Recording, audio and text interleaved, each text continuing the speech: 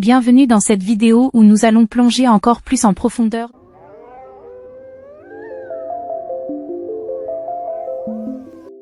Ces histoires mettent en lumière les dangers de l'obsession des réseaux sociaux et les conséquences tragiques qui peuvent en découler. Restez avec nous pour en savoir plus. Histoire 1, le cas de Charlie et Kayla. L'histoire commence en 2016 lorsque Charlie et Kayla, un couple, disparaissent mystérieusement. Leur dernière communication avec leurs proches remonte à quelques jours avant leur disparition.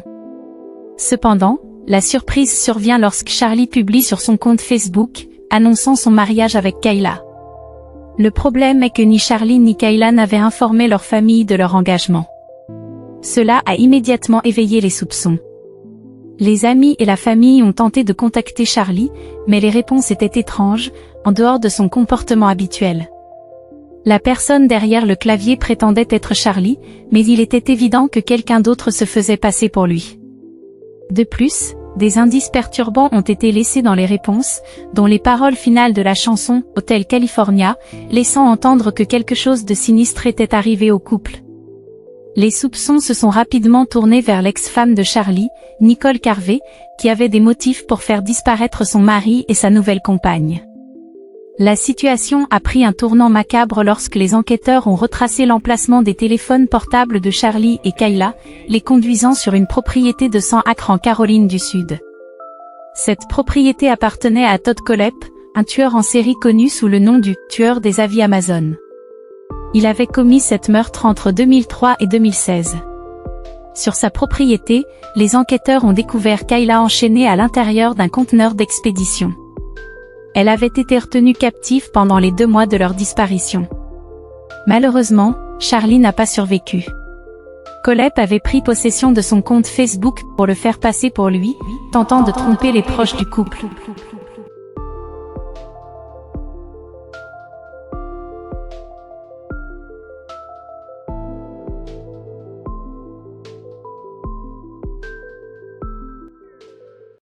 De nos jours, de plus en plus de personnes vivent leur vie à travers les écrans, cherchant à obtenir des likes, des partages, et des vues à tout prix. Mais parfois, cette quête d'approbation peut mener à des actes tragiques.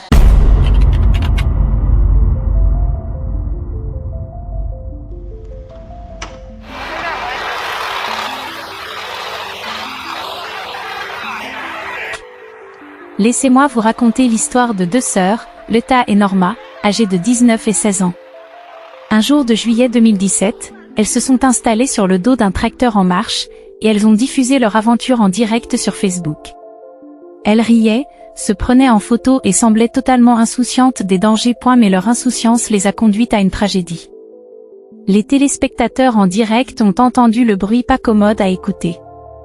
Alors ce qui aurait dû être une simple aventure est rapidement devenu un cauchemar. Les sœurs étaient assises sur le tracteur en mouvement, se filmant elles-mêmes, inconscientes des risques. Et c'est là que tout a basculé. L'une des sœurs a perdu l'équilibre et est tombée du tracteur, emportant l'autre dans sa chute. Le conducteur du tracteur n'a pas pu s'arrêter à temps.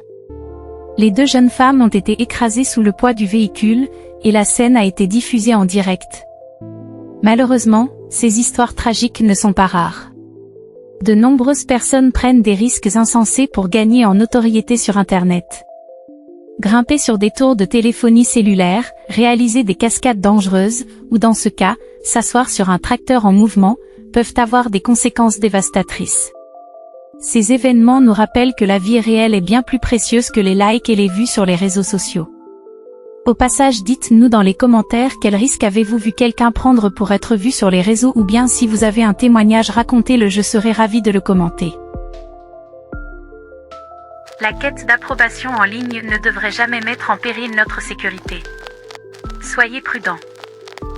Nous plongeons dans l'une des histoires d'OVNI les plus mystérieuses et troublantes. L'étrange incident de Betty Cash. Préparez-vous à être captivé par ce récit incroyable qui s'est déroulé au Texas en 1980. Pour dire, je le mets dans mes top 3 d'histoires d'OVNI.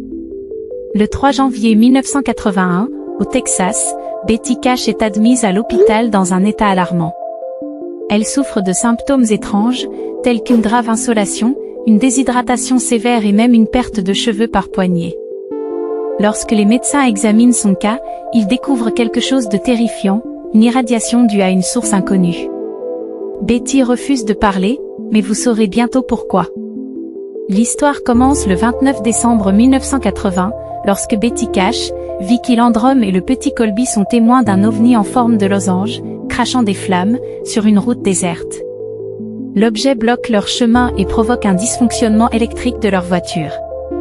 La chaleur est insoutenable, brûlant tout sur son passage. La terreur les envahit. Après ce premier choc, un nouvel épisode surréaliste se produit. Les trois témoins observent une vingtaine d'hélicoptères noirs, vraisemblablement militaires, escortant l'OVNI. Les projecteurs des hélicoptères illuminent le ciel, créant une scène digne d'un film de science-fiction. Mais que font ces hélicoptères? Pourquoi cette escorte mystérieuse? L'intrigue s'épaissit lorsque les symptômes bizarres commencent à apparaître chez Betty, Vicki et Colby. Vomissements, rougeurs, nausées, perte de cheveux, et yeux brûlants les tourmentent. Elles sont transportées à l'hôpital, et Betty frôle la mort. Mais ce n'est que le début de leur calvaire. Betty et Vicki décident de mener leur propre enquête pour comprendre ce qui leur est arrivé. Elles suspectent l'armée américaine d'être derrière tout cela, pensant qu'elles ont été témoins d'un vol top secret. Elles contactent les bases militaires locales, mais n'obtiennent que des réponses évasives. Les recherches se poursuivent, et d'autres témoins émergent, confirmant l'observation de l'OVNI et des hélicoptères militaires. Un officier de police, Lamar Walker, déclare avoir vu les hélicoptères en formation serrée avec les projecteurs allumés, soupçonnant qu'ils cherchaient quelque chose. L'enquête prend une tournure mystérieuse. Betty et Vicki décident de porter plainte devant la Cour fédérale contre le gouvernement américain, réclamant des dommages et des explications.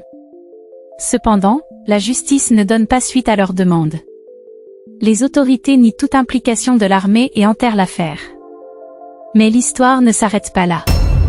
Des journalistes reprennent l'affaire en 2008 et découvrent de nouveaux témoignages et des traces possibles laissées par l'OVNI. Le mystère demeure, et Betty Cash s'éteint en 1998 sans jamais connaître la vérité. Vicki Landrum suit en 2007. Leur histoire, l'une des plus fascinantes du phénomène OVNI, reste non résolue. Voilà, l'histoire de l'incident de Betty Cash reste un mystère inexpliqué à ce jour.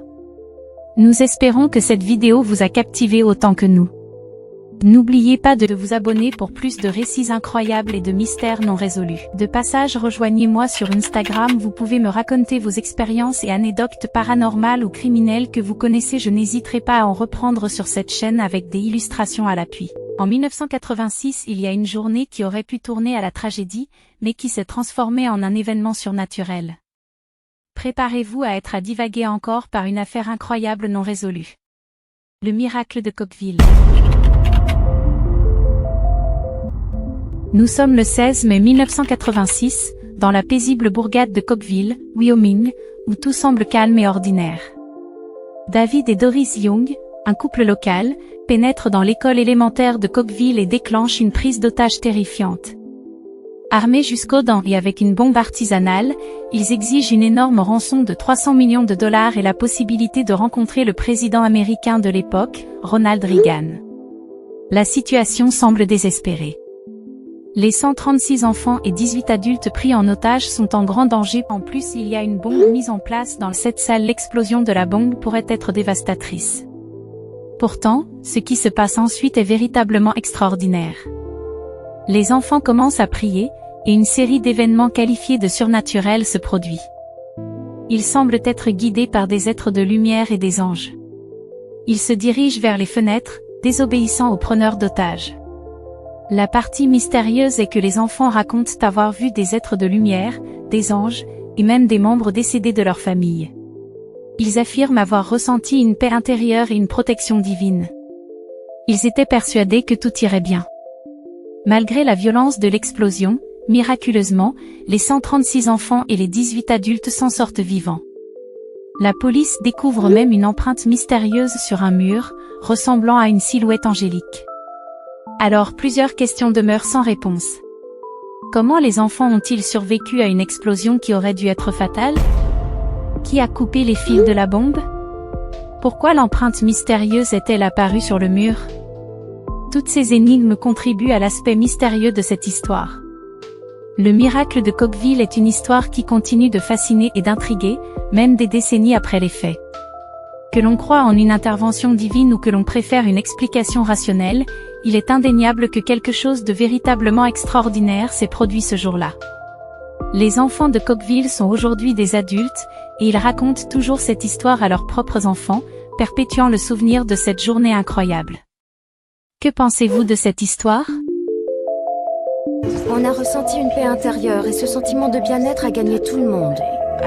Tout ce que je peux dire de ce sentiment, c'est que rien ne pouvait nous arriver.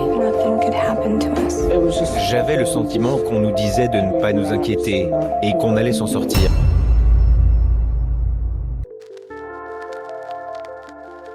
C'était Ixia.